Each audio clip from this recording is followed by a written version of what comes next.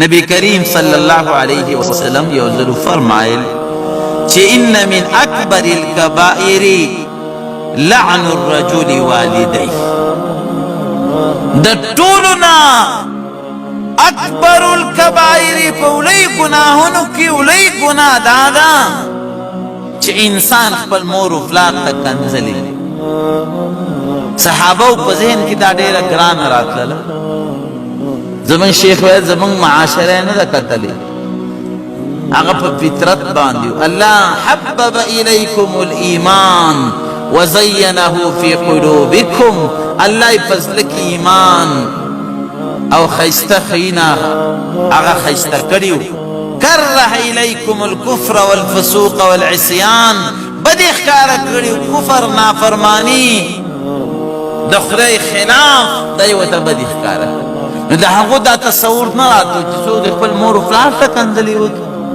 یا رسول الله کیف یلعن سړی به خپل مور و پلار ته څرنګه کنځلې وکړي؟ نو نبي کریم صلی الله علیه وسلم ورته ویل داسې بالمشافهه کنځلې خو نه کوي چې مور ستا داسې او پلار ستا داسې.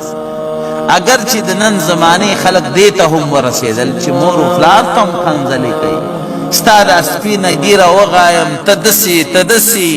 مور ته د ښځې په سر باندې چې کوم دی هغه کنځلې کوي، مور سره جنګونه کوي، د مور ګریوان ته لاس اچوي، د پلار ګریوان ته لاس چې کوم دی اچوي. دا هغه زمانه کې ډېره لرې خبره.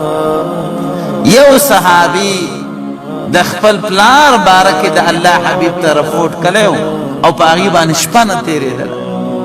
څنګه رپورټ یې کړی چې د الله حبیبه زما دا پلار ډېر زیات اسراف. پلار یې چې نبي اسلام را وغوښتو او دا یې ورته وویل چې ستا زوی په تا باندې دا اعتراض کوي. نو په دې باندې سخت خفه شو، ټوله شپې په پریشانو کې تېره کړه. شاعر هم و، د الله حبیب هم ډېر سخت خفه شو او بیا سهار را وغوښتو تا چې بېګار د خپل ځان سره څه خبرې کولې هغه ما ته هم ووایه او زما ملګرو ته هم ووایه چې هغه یې واوري. او هغه اشعار هغه وویل، محمد مصطفی وجړل، صحابه و چې کوم دی هغه وجړل. او بیا نبي کریم صلی الله علیه وسلم ویل چې زه تا باندې هېڅ نشته دی، انت ومالک لابیک. وی بچیا تم دې د پلارې او ستا مال دې د پلار دی، چې څه کوي هغه به پکې کوي، ته بیا نشې منې کولی. انت ومالک لابیک، ته او ستا پلار مال دا ستا د پلار دی، چې څه هغه کوي هغې ته دا ورکړه. او الله جل جلاله بل هېڅ چا باندې ظلم نه دی جایز کړی، خو د مور و پلار که په ظلم باندې هم په خپل بچي باندې ظلم کوي نو هغه به خیال ساتي، هغه به ترې بدله نه اخلي. وان ظلمکا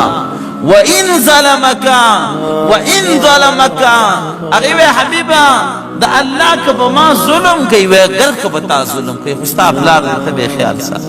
وان ظلمکا اگر که په تا ظلم کوي، اگر چې په تا ظلم. نو د صحابه کرامو معاشره کې داسې نه وه. نو د الله د حبیب نه تپوس وکړو چې یا رسول الله او یلعن الرجل والدیه، سړی خپل مور و پلار ته کنځلې کولی شي؟ نو نبي کریم صلی الله علیه وسلم وی داسې ذات خو ته کنځلې نشي کولی، خو یسب ابا الرجل فیسب ابا. سړی بل سړی پلار کنځي بیا هغه ورته وایي چې ستا پلار هم بل چا ته وایي چې ستا پلار داسې، نو هغه ورته وایي چې هم ستا پلار داسې. نو دا یې خپل پلار په چا باندې وکنځو، دا د ټول نه لوی کبیره ګناه یې وکړه. نو ګناه دومره لوی شی دی چې اکبر الکبائر ورته محمد مصطفی ویلی. کنځلې بدرد دا لوی ګناه ده په ګناهونو کې. او بیا داسې چې سړي مور ته کنځلې کوه، پلار ته کنځلې کوه، چې د هغې په وجه هغه ستا پلار ته کنځلې وکړي، هغه ستا مور ته کنځلې وکړي، نو خپل مور و پلار دې په چا باندې وکنځو، دا مناسب نه وه.